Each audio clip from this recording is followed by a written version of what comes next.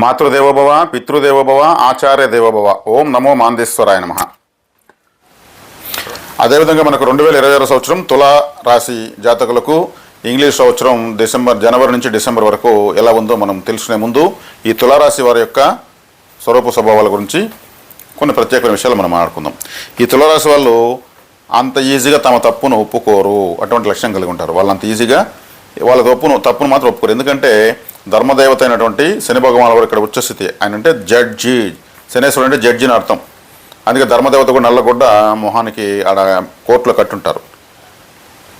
కాబట్టి వాళ్ళు అంత సులభంగా వాళ్ళు తమ తప్పును ఒప్పుకోరు. వీళ్ళు ఎవరికైనా డబ్బులు ఇస్తే తిరిగి రాదు. వీళ్ళ చేత వీళ్ళ డబ్బు ఎవరికైనా ఇవ్వని, ఇంకా అది రాదు. వస్తే ఇంక అది గగనమే.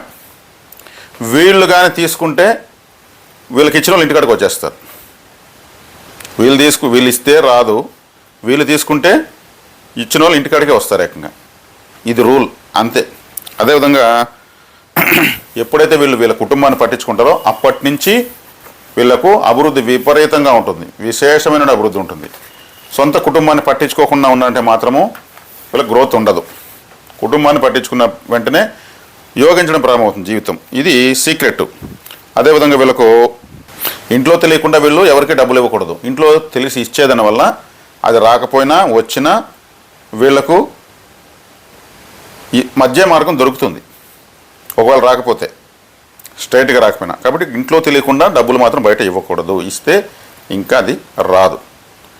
ఇది ఈ తులా రాశి వాళ్ళ యొక్క స్వభావము. అదేవిధంగా ఈ లగ్నంలో జన్మిస్తే వివాహ జీవితంలో ఖచ్చితంగా ఒడిదొడుకులు ఉంటాయి.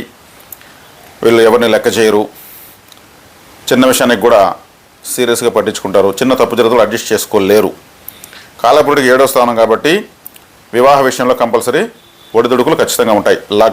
లగ్నం అయితే, రాశి అయితే అంతగా ఉండదు. కాబట్టి ఇది తులారాశి వారి యొక్క స్వరూప స్వభావాలు క్లుప్తంగా ఎన్నో ఉంటాయి, కానీ అన్నీ ఇప్పుడు మనం సంవత్సర ఫలితాలు చెప్తున్నాం కాబట్టి కొన్ని విషయాలు పరిచయం చేస్తున్నాం. అదేవిధంగా ఈ రాశికి ఈ సంవత్సరము ప్రధానంగా ఈ సంవత్సర ఫలితాలను దశానిర్దేశం చేసే గ్రహాలు దీర్ఘ సంచార గ్రహాలు అనేటువంటి రాహువు, కేతువు, శని, గురు భగవాన్లే. ఏ రాశి వాళ్ళకైనా వీళ్ళే ప్రధాన గ్రహాలు. మిగిలిన రాశులు తాత్కాలికంగా నెలన్నర ఇలా మారుతూ వెళ్తుంటాయి. వీళ్లకు గురుగ్రహము జూన్ 30 వరకు మిథున రాశిలో స్టాప్. జూన్ 30వ తారీఖు వరకు గురు భగవాన్ వారు మిథున రాశిలో, తదుపరి కర్కాటక రాశిలో ప్రవేశిస్తాడు. ఈయన 9వ ఇంటి ఉన్నాడు. గోచారీత్యా గురుబలం బాగానే ఉంది. 10వ ఇంటికి ఉచ్చస్థితికి వచ్చినప్పుడు కూడా బాగానే ఉంటుంది. అంటే వీళ్ళు కంటిన్యూగా గురుబలం ఉంది అని చెప్పొచ్చు. 10వ ఇంటికి వచ్చిన తర్వాత కూడా మళ్ళీ సంవత్సరం తర్వాత కూడా మళ్ళీ 11వ ఇంట్లోకి వస్తాడు. కాబట్టి కంటిన్యూగా వీళ్ళకు గురుబలం గోచారరీత్యా బలంగా ఉంది. కాబట్టి వీళ్ళకు విశేష రాజయోగంగా చెప్పచ్చు. గురు గ్రహం వల్ల మధ్య మధ్యలో మూఢమలోకి వక్ర స్థితిలోకి వెళ్తూ ఉంటాడు. అవి ఒక 3 నెలల పాటు ప్రభావం చూపిస్తూ ఉంటుంది. అప్పుడు కొంచెం ఆచితూచి అడుగులేస్తే సరిపోతుంది. మిగిలిన కాలం అంతా కూడా గురుగ్రహం వల్ల విశేషమైన లాభాలు ఉన్నాయి. అదేవిధంగా ఈ లగ్నానికి శుభగ్రహమైనటువంటి చతుర్థ పంచమాధిపతి 6వ ఇంట ఉండడము చాలా చాలా మంచిది. ఎందుకంటే నైసర్గిక పాపగ్రహం అయినటువంటి ఏ గ్రహమైనా 6వ ఇంట్లో మంచిది. కాబట్టి శని భగవాన్ వారు వీళ్లకు 6వ ఇంట్లో ఉండడం చాలా చాలా విశేష రాజయోగము. ఆయన వీళ్ళకు మంచి శుభ ఫలితాలు ఇస్తాడు. అదేవిధంగా కూడా రాబోయే కాలంలో ఆయన 7వ ఇంటికి వస్తున్నాడు. 7వ ఇంట్లో కూడా వీళ్ళకి మంచిదే శనేశ్వరుడు. కాకపోతే నీచపడతాడు. ఆ నీచలో వక్రించినప్పుడంతా వీళ్ళకి ప్రయోజనం చేస్తాడు. కాబట్టి శని బలము పుష్కలంగా ఉంది. ఇక రాహువు, కేతువులు. రాహు 5వ ఇంటి ఉన్నాడు, మూల త్రికోణ రాశిలో ఉన్నాడు. ఈ రాశికి రాహు కూడా రాజయోగ కారకుడు. చక్కగా రాహు బలము ఉంది, కేతు బలము ఉంది. ఇలా తీసుకుంటే తులారాశి వాళ్ళకు 4 గ్రహాల యొక్క సంపూర్ణ బలం ఉంది అని చెప్పవచ్చు. ఈ రాశిలో నుండి విద్యార్థులు, యువకులు, అవివాహితులు, వివాహమై కొత్త జీవితాన్ని ప్రారంభించే వాళ్ళు, అదేవిధంగా మధ్య వయస్కులు, వృద్ధులు, వ్యవసాయదారులు, వ్యాపారస్తులు, పలు రకాల వ్యాపారాలు చేసుకునే వాళ్ళు, ఉద్యోగ వ్యాపారాలు చేసుకునే వాళ్ళందరికీ కూడా ఏదో రకంగా పరిస్థితులు అందుబాటు అవుతూనే వస్తూ ఉంటాయి. గోచారీత్యా మాత్రం దీర్ఘకాలికంగా వీళ్లకు మంచి పరిస్థితులు ఉన్నాయి. 2 సూర్యగ్రహణాలు, 2 చంద్రగ్రహణాలు వస్తాయి. ఈ రాశికి రవిగ్రహము బాధకాధిపతి.